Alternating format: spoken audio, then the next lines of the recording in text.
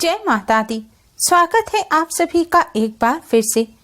दोस्तों, नवरात्रि में दुर्गा अष्टमी और महानवमी का सबसे अधिक महत्व होता है। यह दिन मां की कृपा प्राप्त करने के लिए सर्वश्रेष्ठ माने जाते हैं। दोस्तों, इस बार दुर्गा अष्टमी का पर्व 29 मार्च दिन बुधवार को है। इस दिन सिद्धि योग और शोभन योग बन रहे हैं और महानवमी रामनवमी का पर्व 30 मार्च दिन गुरुवार को है। इस दिन सभी कार्यों में सिद्धि दिलाने वाला स्वास्थ्य सिद्धि योग के साथ ही अमृत सिद्धि योग और गुरु पुष्य योग भी बन रहे हैं। इसलिए इस बार की दुर्गा अष्टमी और महानवमी का महत्व कई गुना अधिक बढ़ गया है। शास्त्रों के अनुसार नवरात्रि की महासप्तमी की रात्रि को माता रानी अपने नेत्र खोलते हैं और अष्टमी और नवमी पर जो भक्त मां को प्रसन्न करने के लिए व्रत पूजन या उपाय करते हैं, मां की कृपा उन्हें बहुत ही जल्द प्राप्त हो जाती है और मां अपने उन सभी भक्तों को मनचाहा वरदान प्रदान करती हैं।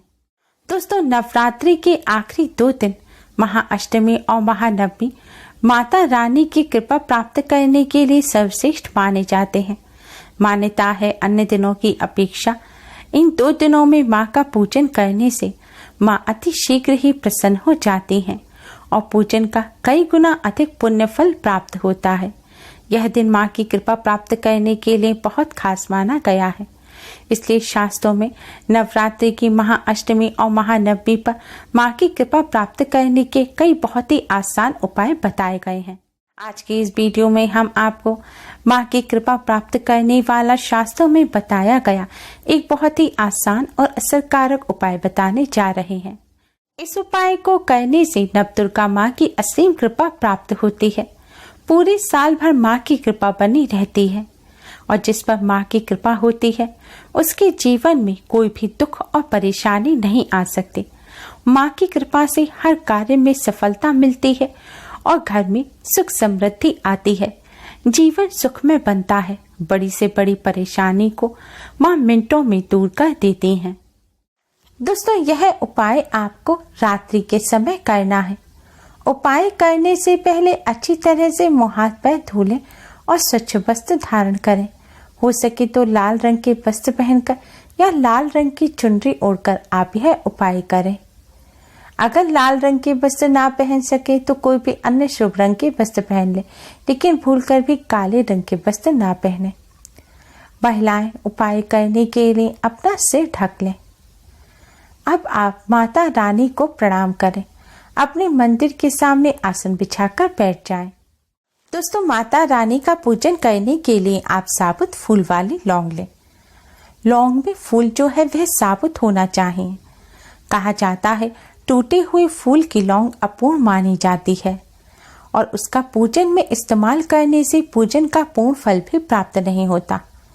इसलिए ध्यान रखें, पूजन के लिए आपको साबुत फूल वाली लौंग ही लेनी है, जिससे आपको पूजन का पूर्ण फल प्राप्त मिले और पूजन अधूरा ना रहे।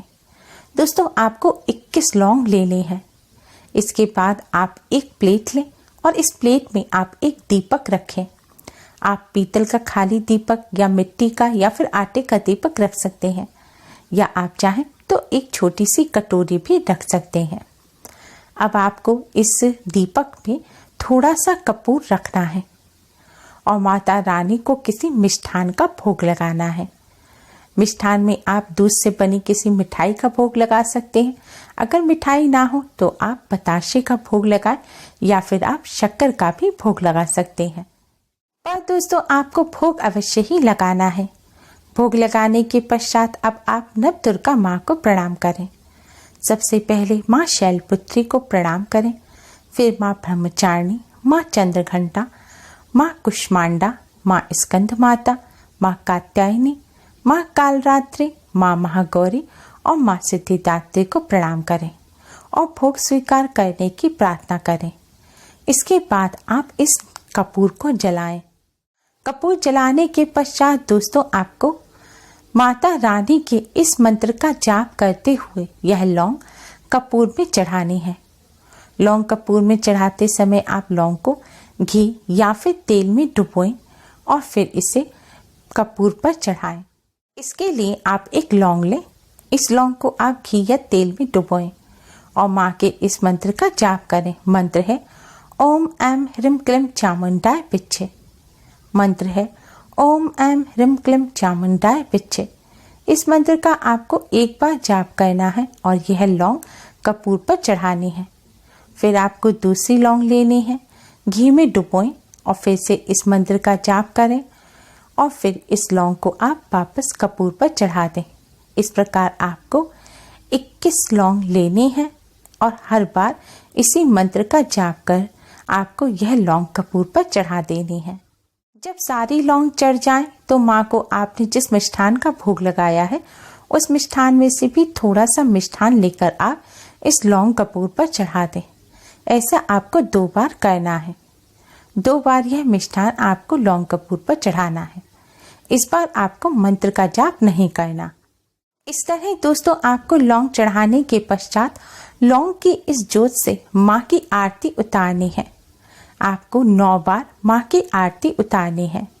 आप चाहें तो नवदुर्गा माँ का अलग अलग नाम लेकर भी आरती उतार सकते हैं, सभी स्वरूपों का नाम लेकर, या फिर नाम ना याद हो तो आप माँ के इसी मंत्र ओम ऐं ह्रीं क्लीं चामुंडाय विच्चे का भी जाप करते हुए आरती उतार सकते हैं।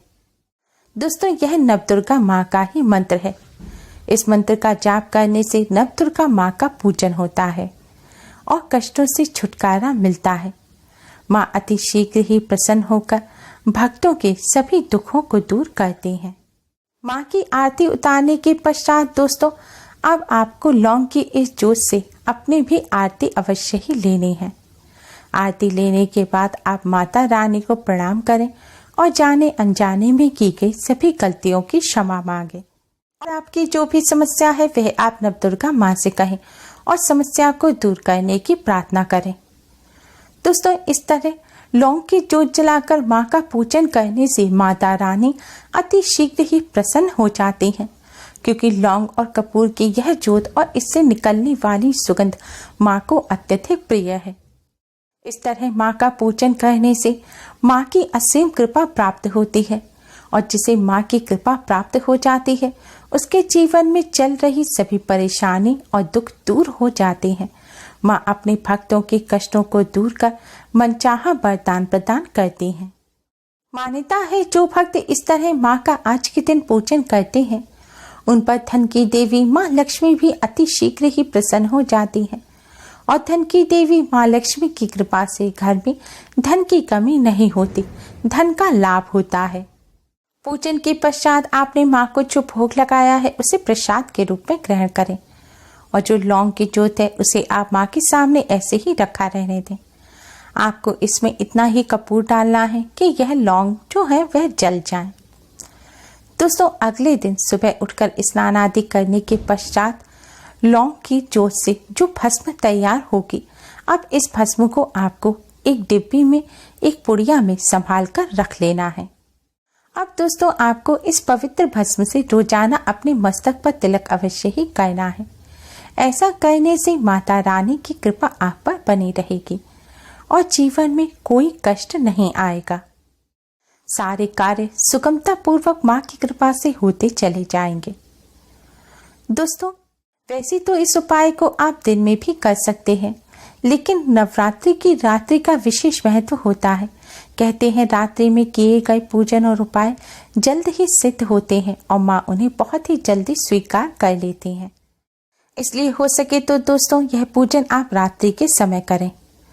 दोस्तों अधिकतर लोग भस्म से डरते हैं, मन में कई तरह के वहम आते हैं, लेकिन यह माँ की पवित्र भस्म है, कोई तांत्रिक क्रिया नहीं है। तो इसलिए आप इससे बेफिक्र होकर माँ के प्रसाद स्वरूप इसे मानकर अपने मस्तक पर तिलक करें। आप चाहें तो अपने परिवार के अन्य सदस्यों के मस्तक पर भी इससे तिलक कर सकते हैं, लेकिन ध्यान रखें पीरियड के दौरान आप इस भस्म से तिलक ना करें। दोस्तों माता रानी की कृपा प्राप्त करने के लिए आप यह आसान सा उपाय अवश्य कर इससे लाभ अवश्य ही प्राप्त करें। उम्मीद है आपको हमारी ये वीडियो पसंद आई होगी। प्लीज़ लाइक कर अपने फ्रेंड्स के साथ शेयर जरूर करें। अगर आपने हमारे चैनल को अभी तक सब्सक्राइब नहीं किया है तो यूजफुल वीडियोस के लिए चैनल को सब्सक्राइब कर बेल आइकन को भी जरूर दबाएं। Thanks for watching. Radhe Radhe, जय माता दी।